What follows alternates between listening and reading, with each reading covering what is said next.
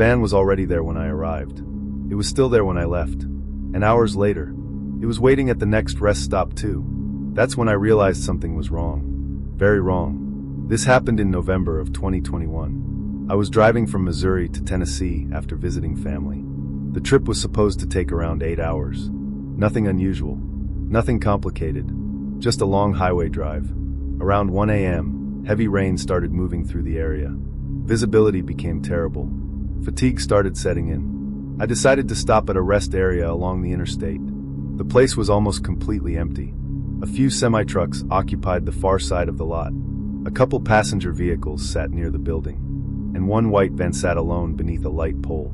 I remember noticing it immediately. Not because it looked suspicious, because it looked abandoned. The engine wasn't running. No lights were on. Nothing moved inside. Still, I didn't think much about it. I parked several spaces away and headed toward the restroom building. The entire area felt quiet. Too quiet. The rain muffled everything. The parking lot looked deserted. The building itself was nearly empty. After using the restroom, I grabbed a coffee from a vending machine and returned outside. The van remained exactly where I'd seen it. No big deal. Plenty of people sleep at rest stops. I got back in my car and continued driving. The story should have ended there. It didn't. About 90 minutes later, I stopped again. Different rest area, different county, different exit. As I pulled into the lot, my stomach tightened, because the white van was already there, parked beneath another light pole. The exact same van, same dented rear door, same faded paint, same missing hubcap. My first thought was simple. Coincidence. The van left before me and happened to stop again. Possible. Not likely, but possible.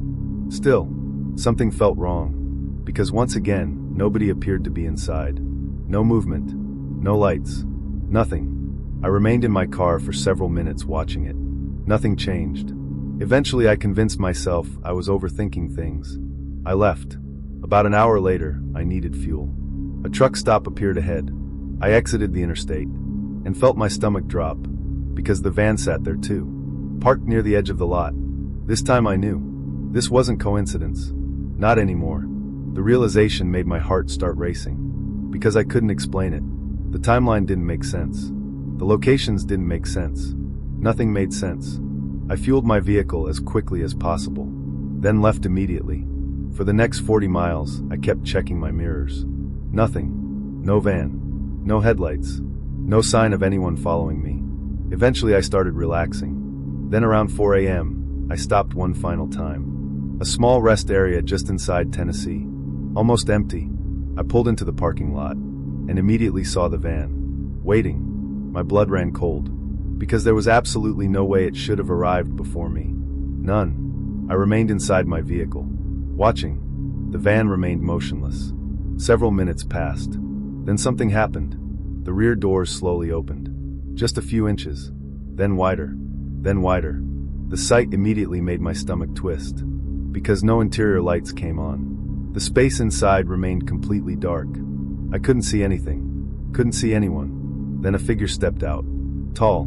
Dark clothing. Standing beside the van. Watching. Not approaching. Not moving. Just standing. Looking directly toward my vehicle.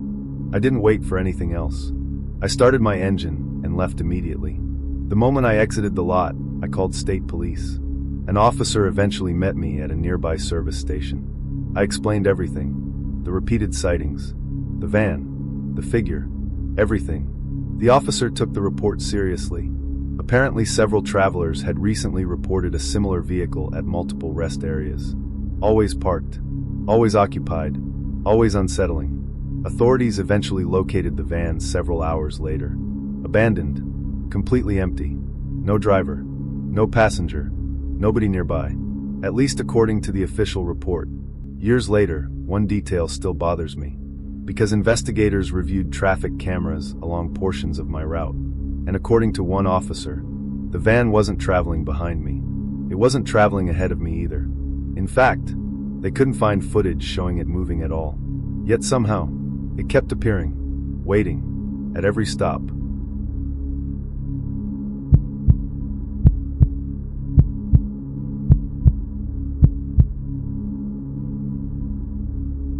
The first time I saw him, he was standing beside a vending machine. The second time, he was standing in exactly the same spot. The third time, I realized there was no possible way he could have gotten there before me. And that's when I stopped believing he was just another traveler. This happened in the summer of 2022. I was driving alone from Georgia to Illinois to visit my sister. The trip was long, nearly 10 hours. Because I wanted to avoid traffic, I left late in the evening and planned to drive through the night. At first, everything went smoothly. The roads were quiet. The weather was clear. Traffic was light. Exactly what I'd hoped for. Around 1:30 a.m., I stopped at a rest area in Tennessee. The parking lot wasn't completely empty. A few semi-trucks sat near the back. 2 passenger vehicles occupied spaces near the building. Nothing unusual. I parked, stretched my legs, and headed inside.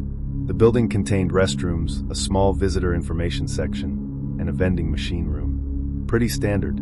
As I walked toward the vending machines, I noticed a man standing near the far wall. Middle-aged. Dark jacket. Hands in his pockets. Nothing particularly strange. Still, something about him caught my attention. Because he wasn't using the machines. Wasn't eating. Wasn't drinking. Just standing there, watching the room. The sight made me slightly uncomfortable, but not enough to worry. I bought a bottle of water and returned to my car. End of interaction. Or so I thought. About 90 minutes later, I stopped again. Different rest area, different interstate exit, different county. I walked inside and immediately froze because the man stood beside the vending machines. Again, same jacket, same posture, same expression. My stomach tightened immediately. The coincidence felt impossible because I had left the previous rest area before him, at least as far as I knew, and there was no reason he'd arrive here first. Still, I tried to stay rational. Maybe it wasn't the same person. Maybe fatigue was affecting my judgment. Maybe. The man never acknowledged me, never spoke, never moved. I quickly returned to my vehicle and continued driving. The encounter stayed in my mind longer than I wanted to admit. Around 4 a.m., fatigue became a problem. I decided to stop once more. Another rest area appeared ahead, smaller than the previous 2, mostly empty. I parked, walked inside, and felt my blood run cold. Because he was there, standing beside the vending machines. Again, the exact same spot, the exact same posture, the exact same man. This time I knew. Something wasn't right. The odds were ridiculous. 3 separate rest areas, hours apart. Yet somehow he always arrived first. And somehow he always stood in the same location. I immediately left the building. But before reaching the exit, I glanced back. The man was watching me. For the first time, directly. My heart immediately started racing. I hurried to my vehicle and locked the doors. Then I did something I hadn't done earlier. I waited, watching the building. 5 minutes passed. 10. 15. Nobody exited. Not the man. Not anyone. Eventually curiosity got the better of me. I called the rest area information line posted near the parking lot. A maintenance worker happened to be on duty nearby. When he arrived, I explained everything. The repeated sightings. The man. The vending machine room. Everything. The worker looked confused, then agreed to check. Together we entered the building. The vending machine room was empty. Completely empty. No man. No movement. Nothing. The worker searched nearby hallways, restrooms, storage areas. Nothing. The entire building appeared deserted. The discovery should have relieved me. Instead, it made me more uncomfortable, because I knew what I'd seen. 3 times. At 3 different locations. The worker eventually suggested I was exhausted. Honestly, he wasn't wrong. I had been driving all night. Maybe fatigue played a role. Maybe. Still, I couldn't shake the feeling that something was wrong. I left the rest area and continued driving. The sun began rising shortly afterward. Daylight helped. The fear gradually faded. Then around 6 a.m., I stopped at a gas station for breakfast. The place was busy. People everywhere. I finally started feeling normal again. Then I looked through the front window and saw him, standing across the street, hands in his pockets, watching. The sight hit me like a punch to the stomach, because now there was no quiet rest area, no empty building, no late-night exhaustion, just daylight, and the same man. I immediately informed local police. An officer arrived and checked the area. The man was gone before they arrived. Of course. Several days later, I learned something interesting. According to authorities, multiple travelers had submitted reports involving a similar individual. Always at rest stops. Always near vending machine areas. Always standing. Watching. Never approaching. Never speaking. The reports stretched across multiple states. Nobody ever identified him. At least officially. Years later, one detail still bothers me. Because after filing my report, I reviewed photos from my trip. Mostly pictures I'd taken to document locations and send updates to family. One photograph showed the vending machine room from the first rest stop. A random picture. Nothing special. Except for one thing. The timestamp. The photo had been taken roughly 10 minutes before I entered the building. And standing beside the vending machines was the man. Meaning somehow, he was already there before I arrived. Exactly where I would eventually find him.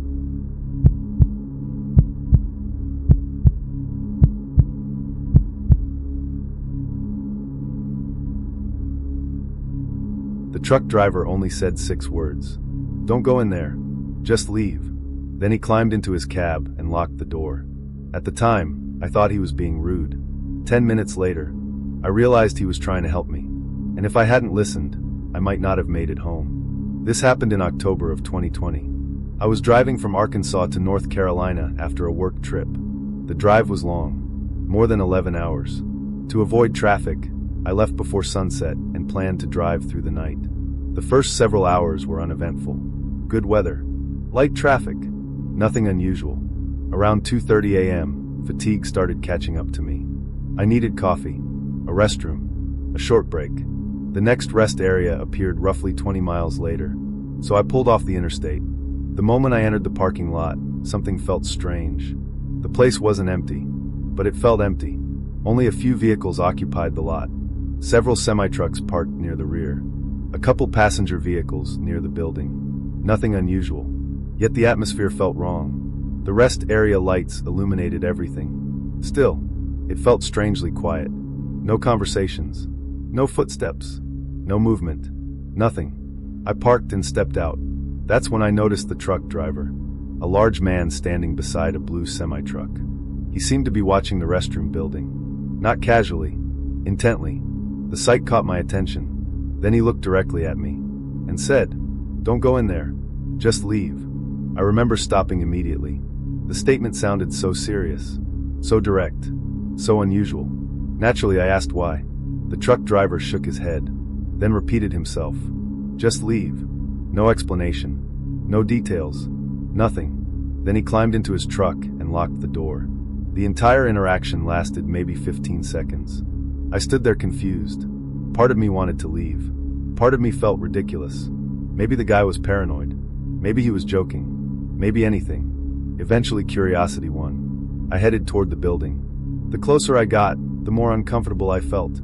The area remained silent. Completely silent. Then I noticed something strange. The restroom door stood slightly open. Not wide open. Just enough. A few inches. The sight immediately made me uneasy. Because automatic doors weren't installed there. Someone had left it that way. I approached. Then stopped. Because I heard voices. Very faint. Coming from inside. At first I couldn't understand the words. Then I realized something. The voices weren't coming from the restroom itself. They seemed to be coming from a maintenance area connected to the building. My stomach tightened. Because the rest area should have been nearly empty. Yet multiple people sounded like they were inside. Talking quietly. Waiting. For several seconds, I stood there listening. Then one of the voices said, "Someone's outside." Every hair on my body stood up. Because the words sounded immediate. Present. Not part of an unrelated conversation. The voice sounded like someone had noticed me. I backed away immediately. Slowly. Trying not to make noise. Then I returned to my vehicle. The moment I closed the door, I called state police. The dispatcher took the report seriously. Apparently several suspicious incidents had recently occurred at rest areas along that stretch of interstate. The details weren't shared, but officers responded quickly. Very quickly. I remained in the parking lot until police arrived. The entire time, I watched the restroom building. Nothing happened. No one exited. No one entered. The structure remained completely still. Eventually multiple officers arrived. They approached the building, then disappeared inside. Several minutes passed. Then more units arrived. The response immediately caught my attention, because whatever officers found, it wasn't routine. Eventually an officer approached my vehicle. He didn't provide many details, but he did tell me something. The maintenance section connected to the building showed evidence that multiple individuals had recently occupied it. Food, water, personal belongings, signs that people had been spending time there, a lot of time. The discovery disturbed me, because I'd been standing only a few feet away, listening, completely unaware. The officer thanked me for calling, then encouraged me to continue my trip. I did, but the story didn't end there. Several weeks later, I received a follow-up call from an investigator. Apparently authorities believed the individuals had been using portions of isolated rest areas as temporary meeting locations. Exactly for what purpose wasn't discussed. And honestly, I didn't ask. One detail from the conversation still bothers me, because investigators reviewed surveillance footage from that night, and according to them, the truck driver arrived only minutes before I did, meaning he shouldn't have known anything. Yet somehow, the moment he saw me walking toward the building, he immediately told me to leave, as if he already understood something was wrong. I never learned who he was, never got his name, never saw him again, but I think about him every time I stop at a rest area late at night, because sometimes people ignore their instincts. Sometimes people talk themselves into staying. Sometimes people convince themselves they're being irrational. I almost did, and if not for 6 simple words from a stranger, I might have walked right through that door.